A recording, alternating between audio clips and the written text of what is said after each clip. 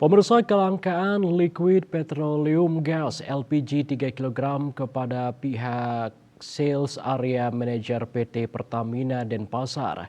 Surat dengan nomor 031-3641-Setda-SDA ini meminta kepada Pertamina agar distribusi gas LPG 3 kg tetap berjalan normal selama galungan.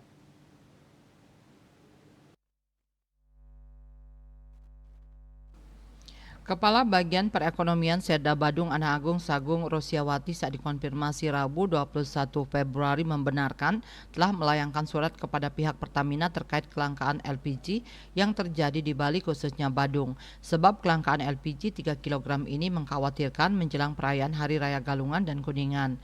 Kelangkaan LPG, kata Sagung Rosiawati, biasanya sering terjadi di pasaran setiap hari libur yang berturut-turut seperti pada tahun-tahun sebelumnya.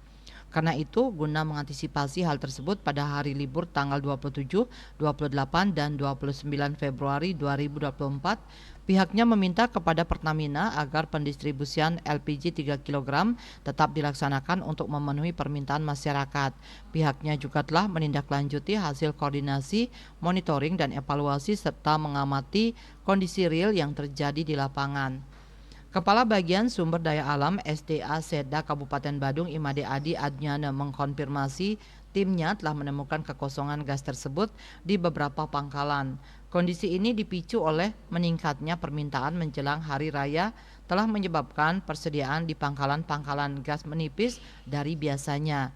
Distribusi gas sebenarnya normal seperti biasa tanpa ada pengurangan kuota dari pihak Pertamina, sehingga meski kekosongan terjadi keesokan harinya dipastikan akan ada distribusi lagi sesuai kuota harian di masing-masing pangkalan. Pemkab Badung telah melakukan antisipasi dengan mengirim surat kepada Pertamina meminta agar distribusi gas LPG 3 kg tetap berjalan normal selama libur Galungan. Pertamina sendiri telah menaikkan kuota harian sebesar 50% saat libur panjang minggu sebelumnya sebagai antisipasi. Bali Post melaporkan.